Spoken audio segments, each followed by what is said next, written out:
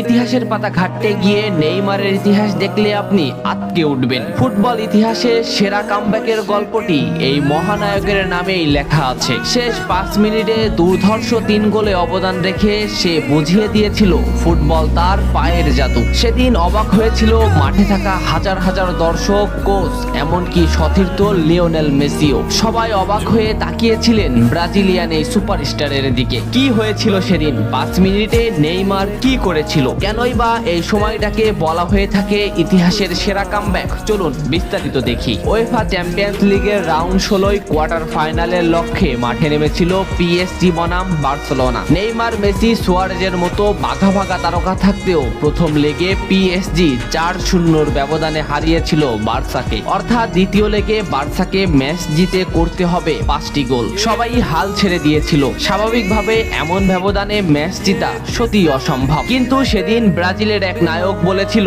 এটা সম্ভব, আমরা এটা করে দেখাবো। যেভাবেই হোক না কেন আমরা দলকে ম্যাচ জেতাতে চাই। 2017 সালের 8 মার্চ অনুষ্ঠিত হয় এই ম্যাচের দ্বিতীয় লেগ। ম্যাচের শুরু থেকেই ক্ষিপ্ততা আর দক্ষতা দেখাতে শুরু করেন নেইমার। এই ম্যাচে যেন আবির্ভাব হয় কোনো এক নতুন নেইমারের। এই নেইমারকে তো কেউ চেনে না। ম্যাচের 3 মিনিটেই লুইস সুয়ারেজ পেয়ে যায় প্রথম গোলের দেখা। এরপর নেইমারের ক্ষিপ্ততায় একের পর এক আক্রমণ সাজাতে থাকে বার্সা। এদিন যেন নেইমারকে কোনোভাবেই আটকাতে পারছিল না পিএসজি। নেইমারকে আটকাতে একের পর এক ফাউলই বেছে নিয়েছিল তারা। ম্যাচের 40 মিনিটে লেভিনের আত্মঘাতী গোলে বার্সা পায় দ্বিতীয় গোলের দেখা। ম্যাচের 50 মিনিটে ক্ষিপ্ত থাকা নেইমারকে ডি বক্সের ভিতর ফাউল করে ফেলে দেওয়া হয়। এতে বার্সা পেয়ে যায় পেনাল্টি। পেনাল্টিতে গোল করে দলকে এগিয়ে নেন লিওনেল মেসি। তবে যেমনটা ভাবছিলেন এই ম্যাচের গল্প ফুটবল বিধাতা তেমন ভাবে লেখেননি। 62 মিনিটে বার্সার কফিনে শেষ প্যারাটা পুড়ে দেন এডিনসন কাভানি। এতেই স্তব্ধ হয়ে যায় ক্যাম্প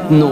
আশা ছেড়ে দেন বার্সা কোচ লুইস এনরিক। শুধু কি তাই, স্তব্ধ হয়ে যান লিওনেল মেসিও। তবে সেদিন একজন দমে যায়নি। নামটা কি কমেন্ট করে জানান। বার্সা গোল হজমের পর লিওনেল মেসি ম্যাচের সম্পূর্ণ দায়িত্ব দেন নেইমারের উপর। আবারও শুরু হলো খেলা। ডি বক্সের বাইরে নেইমারকে ফাউল করে ডি মারিয়া। এই পজিশনে 88 মিনিটে বার্সা একটা ফ্রি কিক পায়। তবে এই ফ্রি কিকের দায়িত্ব নেইমারের কাছে বুঝিয়ে দেন মেসি। শট করেন নেইমার এবং করেন অসাধারণ গোল। এই ফ্রি কিকটা বার্সার ইতিহাসের সেরা ফ্রি কিকের একটি হয়ে রয়েছে। এর 2 মিনিট পর সুয়ারেজকে আঘাত করে পেনাল্টি পায় বার্সা। পেনাল্টি নিতে আসেন নেইমার জুনিয়র। সেদিন বার্সা নেইমারের উপরই আস্থা খুঁজে পেয়েছিল। পেনাল্টিতে অসাধারণ গোল করেন নেইমার। এমন পরিস্থিতিতেও 5 গোল করে ম্যাচ সমতা এনেছে বার্সা। এর কিছু সময়ের পরে চলে আসে সেই মাহিন রক্ষণ। ম্যাচের এই মোমেন্টটা লক্ষ্য করুন। ডি বক্সের কিছুটা সামনে নেইমারের পায়ে বল। নেইমারকে আটকাতে গেল প্রতিপক্ষের একটি খেলোয়াড়, কিন্তু নেইমার শর্ট মোমেন্ট নিয়েও শট না করে বলটি সামনে আগালেন। এই মোমেন্টটা লক্ষ্য করুন। নেইমার একবার গোলের দিকে তাকালেন। এতে সে বুঝে ফেলেছে কোথায় বলটি দিতে হবে। নেইমার শট নিলেন। আপনি সাধারণ চোখে এটাকে একটা শট দেখলেও এটা হলো সেই শট যা লিখেছিল ইতিহাসের সেরা কামব্যাকের অধ্যায়। নেইমার এমন ভাবে শটটি নিয়েছিলেন যাতে রবের্তো শুধু পা লাগিয়ে গোল করেছিলেন। শেষ 5 মিনিটে সেরা 3টি গোলে অবদান রেখে সেদিন ইতিহাসের সেরা কামব্যাকের নায়ক হয়েছিলেন ব্রাজিলিয়ান এই সুপারস্টার। সবাই যেখানে স্তব্ধ হয়ে গিয়েছিল নেইমার সেখান থেকেই শুরু করেছিলেন। নেইমার বুঝিয়ে দিয়েছিলেন নিজের দৌড়ত্ব।